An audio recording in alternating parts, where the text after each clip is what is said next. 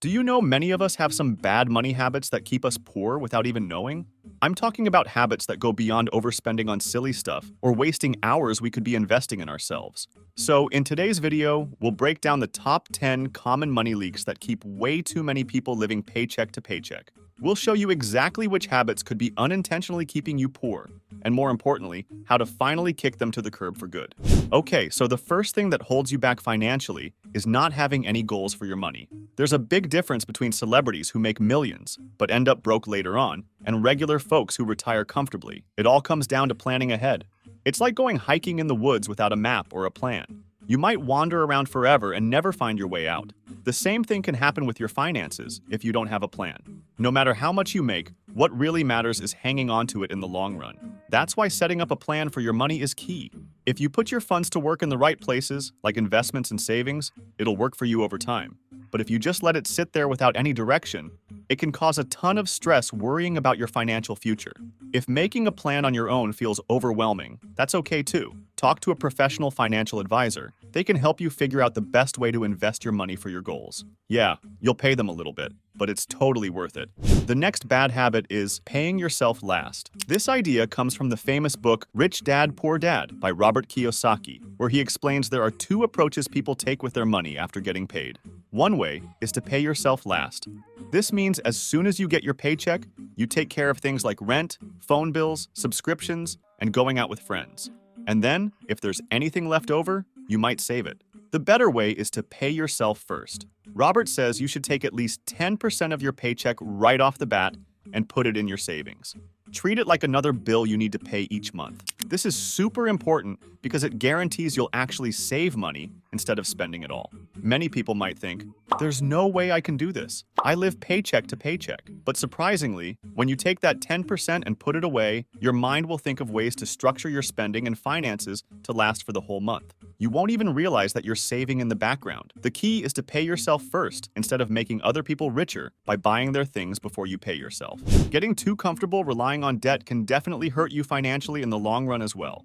But these days it seems like everyone uses debt for all sorts of things big and small, like buying cars or even clothes. That's why many successful to-be-rich people set a rule that unless they have cash to pay for something outright, they'll not buy it using any kind of loan. After all, credit cards, personal loans, or whatever, if you have to borrow money to get it, you probably don't really need it that bad. In fact, credit card companies are trying to make their money off people struggling with debt. The average interest rate is like 22% or something crazy high. All those rewards and perks they offer don't even matter if you end up paying way more in fees just to pay it all back on time. It ties back to the idea of paying yourself first we talked about earlier. Ideally, you want to save up a cushion of at least 3 to 6 months worth of living expenses, whether in a regular savings account or something similar. Having that buffer behind you makes a big difference mentally. How do you gather this 6-month cushion? Through paying yourself first. Start putting that 10% away. Once you have your stockpile, you can use the additional money you save to build your investment fund and look at investments. Say, how do you know where you want to be if you don't know where your money is coming and going? That whole lifestyle inflation thing is no joke. As you earn more, it's easy to ramp up your spending to match without even realizing it. Next thing you know, your salary goes up, but your quality of life hasn't because you're spending it all. That's why a budget tracker is a must if you want to stay on top of your finances. So sit down with it at least every few months to go over how much you're making, how much you're paying yourself first, all your regular bills like rent, utilities, debt payments. People who are wealthy tend to know exactly where they stand financially, their assets, liabilities, and clear goals for the future. Pricey hobbies can blow through your budget if you're not careful. I get it. Shopping and treating yourself feels good at the moment. But we all know big companies are trying super hard to get us to spend more money on things we may not really need. And social media and ads make it too easy to impulse buy. Before going all in on an expensive hobby, think about if it's in line with your overall financial goals. Maybe there are cheaper ways to enjoy similar activities. Or see if you can budget for the hobby rather than let it control your spending. If your goal is to upgrade your finances in the long term, it's not enough to just focus on saving more of what you earn now. Don't get me wrong, spending wisely is important. The best approach combines both saving harder and finding ways to boost your income, whether it's asking for a raise at your job, starting a side gig, or investing in growth areas. Saving alone has limits since you're just dividing up the same pie differently. Making more money opens up infinite possibilities, though. More cash coming in means more you can put towards your goals, save for retirement, whatever. Cashback apps and coupon clipping only go so far. So break out of that mindset that just squirreling away money a little better each month will magically make you rich. Taxes are going to be one of your biggest expenses, if not the biggest, over your lifetime. No one likes paying them, but it's a fact of life. The thing is, wealthy folks hire smart tax advisors who know all the legal strategies to lower their tax bill. There are definitely ways you can do the same without doing anything sketchy. A good first step is understanding some basic options like investing in an IRA or Roth IRA.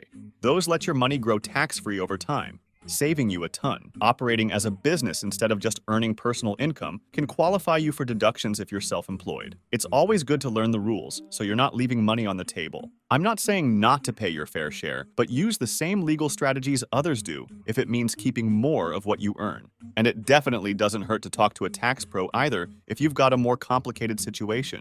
Once you've saved up that cushion we talked about, it's time to start investing so your money starts making you more money. Diversifying where you put it helps balance out any ups and downs. You can't just leave it sitting in a bank account, earning like nothing thanks to inflation. Intelligent people always put some into safer stuff and some into riskier investments they're okay with potentially losing. Similarly, you must find the right mix that works for your comfort levels. There's always an excuse not to invest. No time, not enough cash, too confusing to figure out. But the sooner you get started, the longer your money has to potentially grow into a nice nest egg over the years. Don't stress if you're not sure where to begin. Talk to a financial advisor. There are people who can match you with investing strategies based on your goals, personality, and risk tolerance.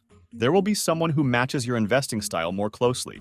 And the worst thing that can hold you back financially long-term is wasting time. When you think about it, we work to trade our hours for a paycheck. But then it's easy to fritter away the rest of our free time on stuff that doesn't really matter in the long run. Like, let's be real. How many of us mindlessly scroll social media for hours a day? Sure, in the moment, it passes time, okay. But think of what else you could learn or achieve at the same time that could pay off way more down the road. We somehow always make time for fun and lazy stuff, but not usually for investing in ourselves through education or skills. And if building serious wealth is the goal, that's really where our focus needs to be. I'm not saying don't relax at all, but you must be selective with your hours and channel most of your energy into the important stuff rather than little distractions. A class or certification could make you $50 plus an hour afterward, compared to getting nothing from mindlessly scrolling now. Time equals money when you're using it to improve yourself constantly. That's the real key to maximizing your potential financially in the long term. So share your thoughts in the comments about which of these habits you want to break free and how. And if you liked the video, remember to give it a thumbs up, leave a comment, and subscribe to our channel. Hit the bell icon for instant notifications so you never miss out on a video from Factastic Trivia.